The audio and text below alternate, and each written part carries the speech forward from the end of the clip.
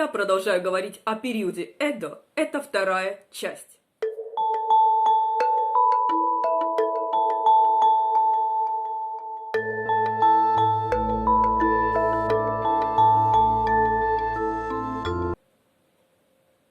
В период Эдо жизненно важный коммерческий сектор был сосредоточен в процветающих городских центрах с относительно хорошо образованной элитой, изощренной правительственной бюрократией, продуктивным сельским хозяйством, тесно сплоченной нацией с высокоразвитыми финансовыми и маркетинговыми системами национальной, дорожной, инфраструктурой. Экономическое развитие в данный период включало урбанизацию, увеличение объемов перевозок товаров, значительное расширение внутренней и изначально внешней торговли, а также распространение торговли и ремесленных производств. Процветали строительные отрасли, а также банковские учреждения и торговые ассоциации. Все чаще было обнаружено слежение за ростом сельскохозяйственного производства и распространением сельских ремесел.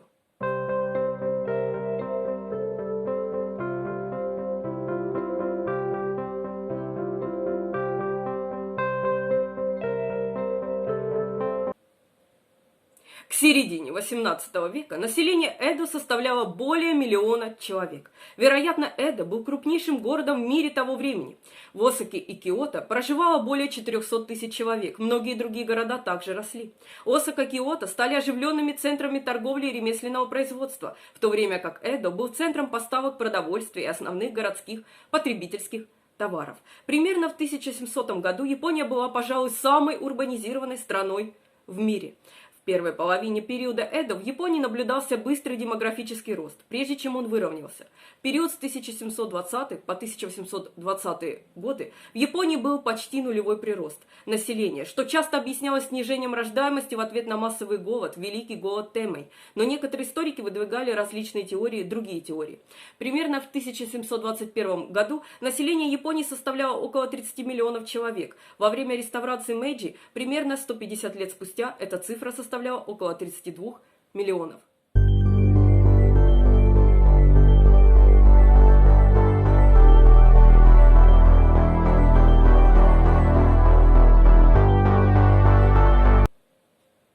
В период Эдо был мир, а это принесло процветание стране. Производство риса неуклонно росло, численность населения оставалась стабильной. Количество рисовых полей выросло почти в 2 раза к 1720 году. Усовершенствованные технологии помогли контролировать приток воды к рисовым полям, что имеет огромное значение.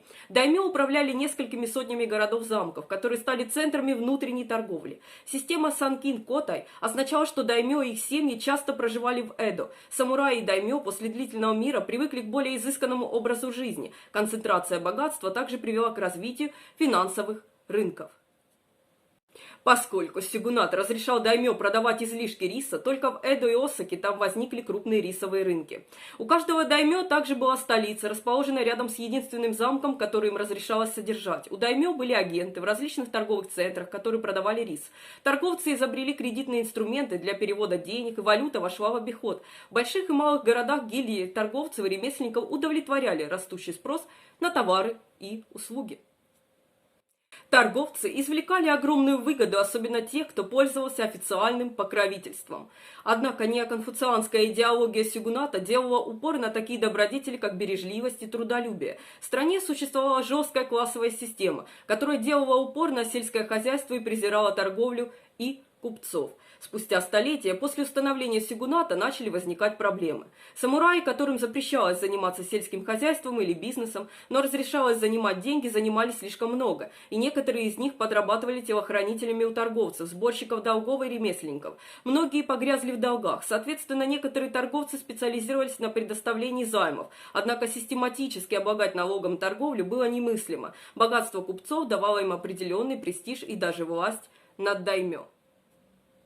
К 1750 году растущие налоги спровоцировали крестьянские волнения и даже бунт. Стране нужно было как-то бороться с обнищанием самураев и дефицитом казны. Финансовые проблемы самураев подорвали их лояльность к системе, и пустая казна угрожала всей системе государственного управления.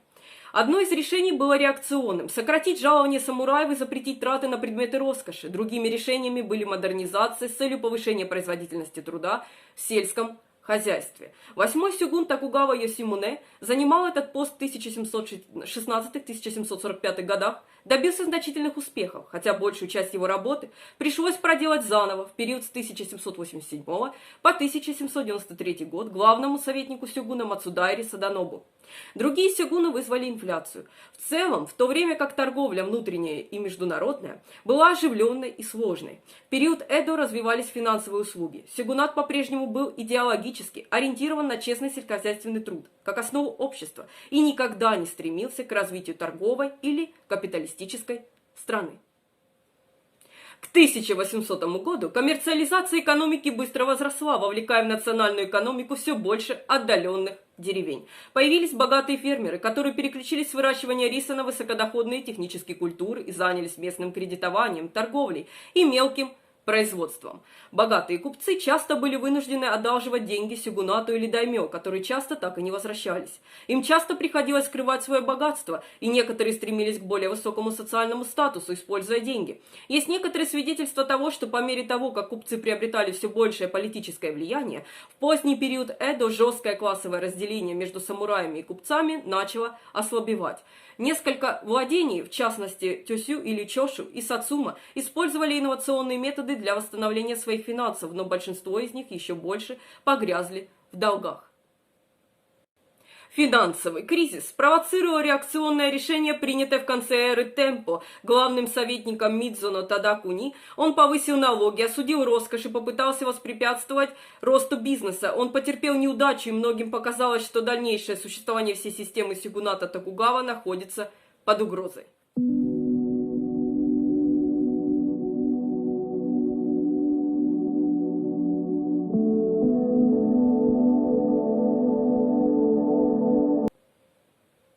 Рис был основой экономики. Около 80% населения занималось выращиванием риса. Производство риса неуклонно росло, но численность населения оставалась стабильной, а значит росло и благосостояние. Количество рисовых полей выросло в 2 раза к 1720 году. Усовершенствованные технологии помогли фермерам контролировать важнейший поток воды, поступающий на их рисовые поля. Даймё управлял несколькими сотнями городов-замков, которые стали центрами внутренней торговли. Развивались крупные рынки риса, сосредоточенные в Эдо и Осаке. В городах гильдии торговцев и ремесленников удовлетворяли растущий спрос на товары и услуги. Несмотря на низкий статус, торговцы процветали, особенно те, кто пользовался официальным покровительством. Торговцы изобрели кредитные инструменты для перевода денег, валюта вошла в обиход, а укрепляющийся кредитный рынок стимулировал предпринимательство.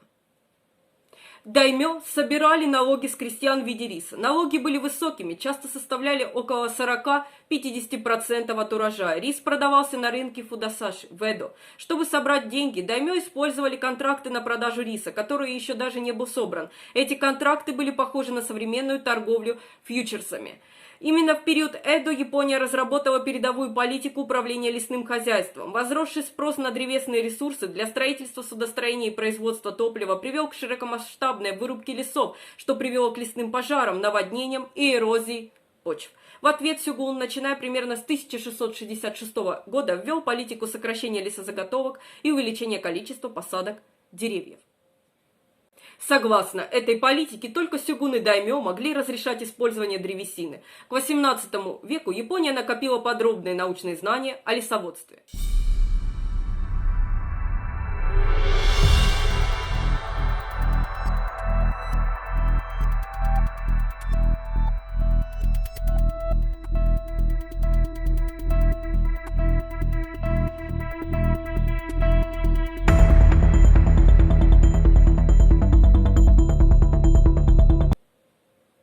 Первый сёгун Иэясу основал конфуцианские академии в своих владениях, и другие даймё последовали его примеру в своих собственных владениях, основав так называемые школы хангаку или ханко. Почти все самураи были грамотны, поскольку их карьера часто требовала знания литературного искусства.